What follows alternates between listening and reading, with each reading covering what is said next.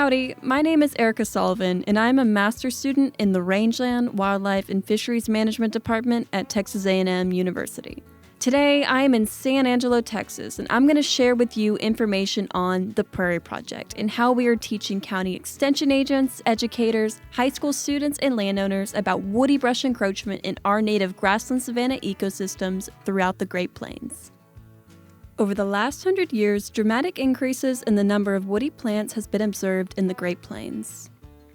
This phenomenon is affecting primary production, hydrology, nutrient cycling, and the biodiversity of our rangelands. To your local rancher, this is the single greatest threat to livestock production, grazable acres, and livelihoods. The Prairie Project is a federally funded project aimed at combating woody brush encroachment by developing evidence-based demonstration using the Rangeland Analysis Platform and participating rancher-owned, operated demonstration ranches to lead by example, applying prescribed fire and multi-species grazing to limit the spread of woody plants into grasslands. The Rangeland Analysis Platform, or RAP for short, is an online tool that uses remote sensing and field data to view trends in plant cover. Landowners can use this platform to track vegetation changes on their property and show what areas are at risk and vulnerable to woody plant encroachment. I'm going to show you how to use the RAP to look at 4 different cover types found in this pasture, which are perennial forbin grass, shrub, tree, and bare ground. How to use the platform. Navigate to the Map Layers window on the left-hand side of your screen. Turn on the Biomass switch and turn off the Cover and Excluding Croplands switch.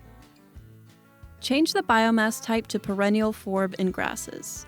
Next, find the Years tab and click the drop-down arrow to select what year you would like displayed. I'm interested in looking at the year 2011 and how it compares to 2021. Notice how the green gets darker and lighter in your 2 pastures? Next, navigate back to the Map Layers window and turn off the Biomass switch and turn on the Cover switch. Change the cover type to Tree Cover. Notice how the orange gets darker and lighter? You can go back through and look at how shrub and bare ground has changed from these 2 years. Next, we are going to download the cover data for this pasture. You will start by first clicking the Draw Features on the Map Layers window and then click on the Draw a Shape tool. You will then click on your screen to outline the whole perimeter of your pasture and double-click your mouse once you have finished creating a shape around your pasture. Once you create your shape, a drop-down bar will appear. Click on the up arrow and a graph with the different cover types should appear. You will click on the cover column and download the Excel data. With this Excel data, you can get the RAP cover percentages for your select area. Now I will be demonstrating 2 techniques that can be paired with the RAP, which are used for collecting vegetative cover and density on a select pasture. The first method I will be demonstrating is called the line intercept method, which is primarily used to find cover or the percent of an area which is covered by different plants. What you will need to conduct this method is 2 pieces of rebar or T-post, 1 meter tape, a sheet for writing down your data, and lastly, a hammer to secure the transect tape. After you choose an area on your pasture that represents the topography, vegetation, and soils of the pasture, you will randomly select a specific location. You will then mark your transect with a T-post or piece of rebar. From the marker, stretch your measuring tape to the north 50 meters, keeping the tape tight and straight. From here, record the plant functional group or cover type at each meter mark. The uppermost stem, leaf, or branch intercepted should be recorded for the following categories: grasses, forbs and broadleaves, shrubs by species, trees by species, bare ground, rock, and litter. When using this method in a pasture, the size you might aim for is 4 or 5 transects to get a reliable average.